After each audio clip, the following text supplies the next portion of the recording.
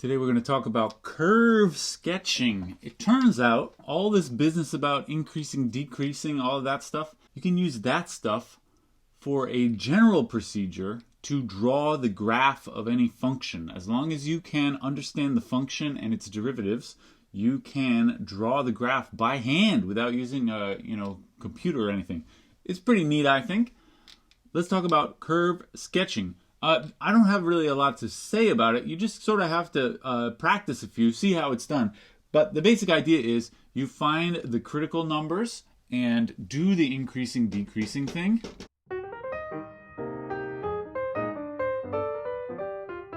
This is the general procedure. Find the critical numbers first. Make the chart for increasing, decreasing. We know how to do that. Several times we've done that. And then plot the critical numbers, like on your graph. The whole point of this is drawing the graph. Plot the critical numbers and connect the dots. You'll see what I mean by that. Let's just do one. Here's f of x equals 2x cubed minus 3x squared minus 12x plus 1. All right, this is our original function. It is a cubic polynomial. Maybe you know the shape of a general cubic, but we're going to see eventually when we do it. What I said first was find the critical numbers. Okay, we can do that. We take the derivative, 6x squared minus 6x minus 12. Simplify as much as we can. I'm going to pull out 6. I got x squared minus x minus 2. This we factor, x minus 2, x plus 1, right? This is the first derivative. To find the critical numbers, I set this equal to 0 and also say where this does not exist. This always exists, so we don't have to worry about that. How about set this equal to 0? I go 6x minus 2, x minus 1 equals 0. We solve this. The 6 doesn't do anything because I can just divide by 6 and it goes away. X minus 2 equals 0, x minus 1 equals 0. And I get x equal 2.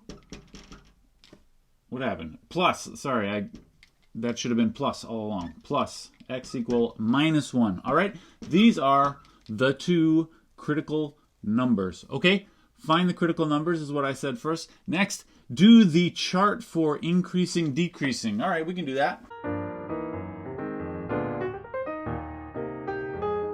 All right, here's a chart for the signs of the first derivative. We mark the critical numbers, then we're going to plug values in like we usually do. So f prime of minus 2, I'm plugging in here. Negative 2, I got 6, minus 2, minus 2, minus 2 plus 1. This is a positive times negative, so this is going to be positive here. Next, I will choose 0 for the middle. F of 0 is over here, 6. I'm plugging in x equals 0. So we got 0 minus 2, 0 plus 1. This is positive, a negative, and a positive. So I got a minus right there. And finally, f prime over here, I'll use 3. 6 times 3 minus 2 times 3 plus 1. These are all positive, so this is positive. Okay, this is the increasing, decreasing. All right. Then I said, remember the steps. Find the critical numbers. We did. Do the increasing, decreasing thing. Just did that. Next step says plot the critical numbers and then connect the dots.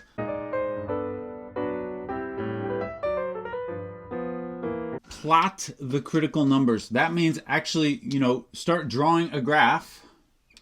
And I want to put the critical numbers on the graph. Now, in order to do that, you need to find the y values, right? One of them is x equal negative 1, and the other is x equal 2. Maybe I'll space them out a little bit here so we can see it. There, all right. I want to plot those values. So x equal negative 1 has the y value. We need to find the y values, right? Y equals, this would be f of minus 1. And how do you find that? You plug in to f of x, which is right here. This kind of problem, you got to keep it straight, the difference between f of x and f prime of x. You use them in different situations. To make this chart, I was plugging values into f prime of x.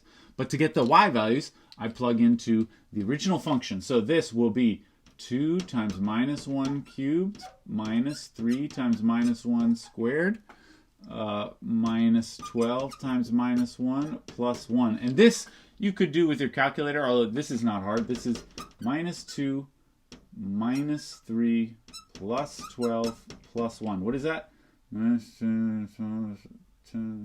8? I think that's 8. Okay, so the y value with x equal minus 1 is 8. So I'm going to mark that on my graph, say here, I guess.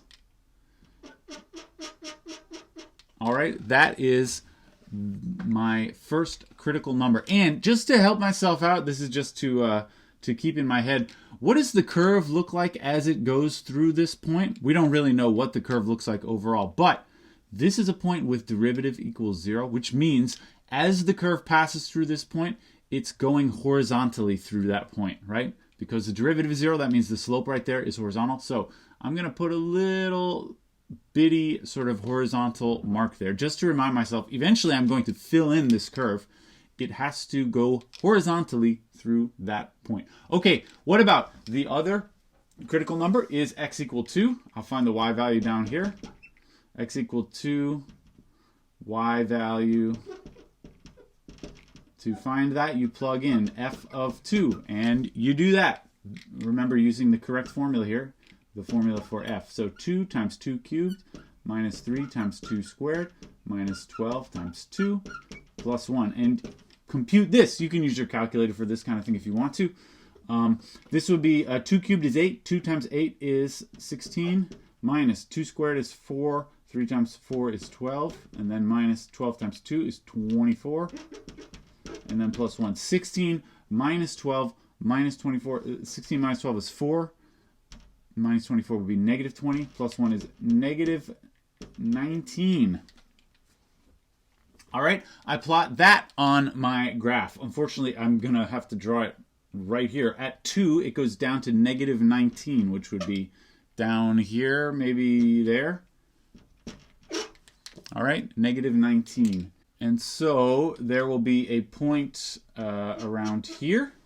And like before, I'm going to put a little sort of horizontal line bit through there to remind myself, eventually when I draw the curve, it needs to pass through that point going horizontally through it, not like cutting at an angle. It has to go horizontally through that point. All right? Remember the steps that I said at the very beginning. Find the critical numbers. We did. Do the increasing decreasing thing. We did.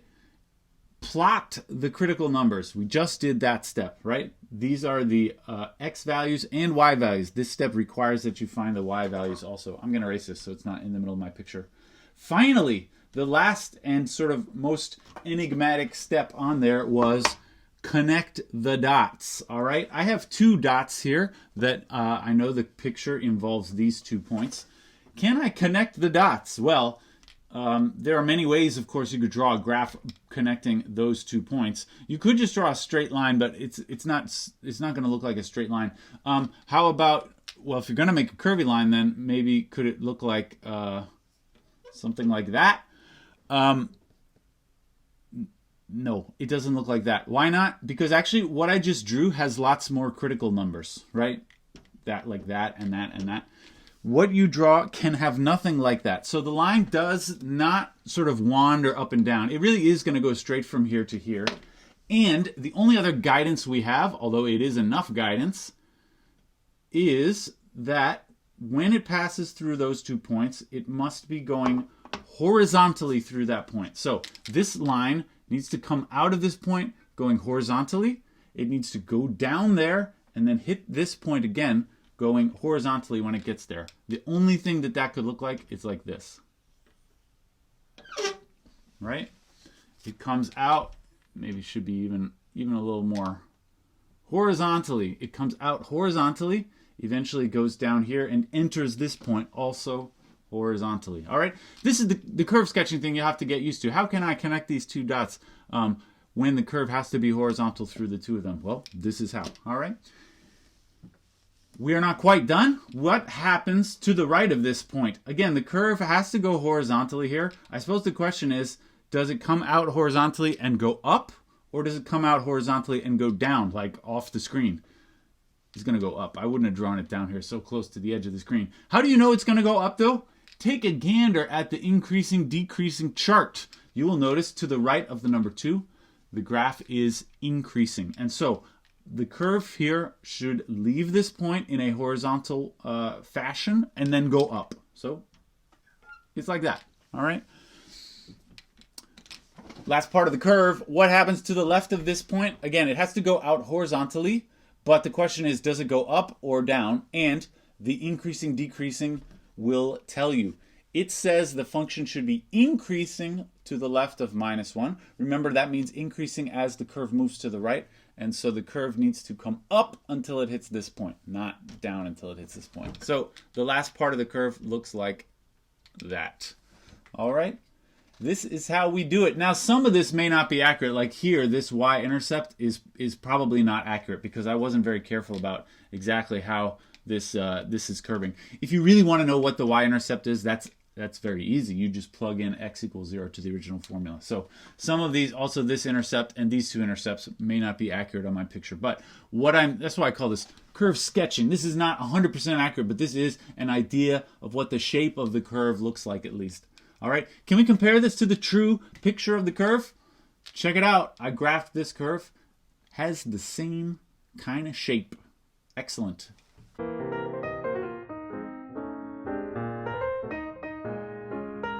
X to the 4 minus 8x cubed plus 18x squared. Let's try again to sketch the graph. We first find the critical nums. All right, I take the derivative, 4x cubed minus 24x squared plus 36. Simplify 36x. Simplify as much as we can. I can factor out 4x from all of them. What's left over is x squared minus 6x plus 9, right? And then this I can also factor, 4x, and then I got x minus 3, x minus 3, okay? So this is the first derivative. Find the critical numbers. I'm going to set this equal to 0 and then solve for x. So I'm going to say 4x, x minus 3 squared equals 0. Solve for x, you split it up into two parts, 4x equals 0 or x minus 3 squared equals 0. Here, we just get x equals 0. Here you can square root on both sides to kill the square. X minus 3 equals 0, and then solve, you get x equals 3. Okay, so two values of x. These are the two critical numbers. Let's make the chart about increasing and decreasing.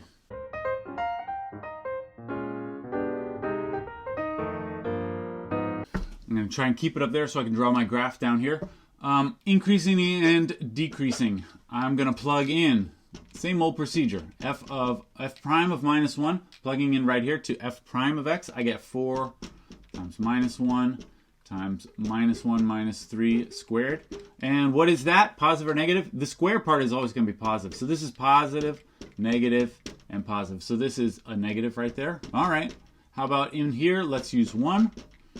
4 times 1 minus 3 squared. These are all positive. And to the right of 3, let's use 4. So now I got 4 times 4 minus 3 squared. Again, all positive. All right. Sometimes people ask me, does the sign always alternate in these? You might have noticed in most of the examples we do, the sign alternates. The answer is no, the sign does not always alternate. It turns out it will not alternate when you factor, you get like a double factor like this. If all the factors are different, then it does alternate. But if you ever get double factors, then it does not alternate. I don't really suggest you memorize that fact. I think you might as well just work it out every time and make sure. Anyway, that's the increasing, decreasing. Let's see if we can start to draw the graph. In order to draw the graph, first I'm going to find the y values of the critical numbers. Maybe I'll just do that all by itself.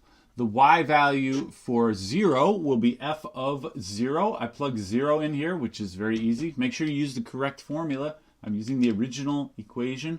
F of 0, you can see you're just going to get 0, right? 0 to the 4 minus 8 times 0 cubed plus 18 times 0 squared. This is 0. Okay, so the y value for 0 is 0. And what about the y value for 3? This one you have to work a little bit. 3 to the 4 minus 8 times 3 to the 3 plus 18 times 3 squared.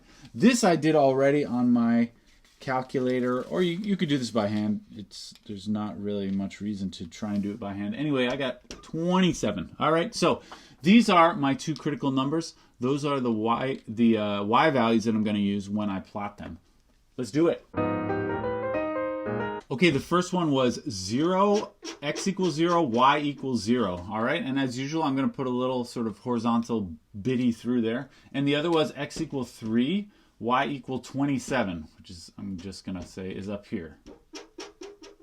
All right, and another little horizontal line through it. Okay, as we did before, let's connect the dots. So between these 2 points, it's got to come horizontally out of this point and then enter this point horizontally with no extra funny business in the middle, because these are the only critical numbers. It must look something like that, right? Isn't that a nice little shapely curve I made? Okay, what about to the right of this point? It's going to come out horizontally, and then it's either going to go up or it's going to go down. How do you know which? You look at the chart of increasing, decreasing. I see to the right of 3, it should be increasing, which means when it goes through this point, it should go out horizontally and then start increasing like that. All right. What about to the left of 0? It says decreasing. So does it go out and down or out and up? It's going to go horizontally straight out. It's just either goes down or goes up. This says decreasing, which means it looks like that. Does that seem backwards to you? It's because, remember, this says decreasing as you look to the right on the graph. So this part of the graph indeed is decreasing. The graph comes down and eventually goes into that point. Anyway, that's the answer. Graph this on your computer. See if it looks good. It looks good.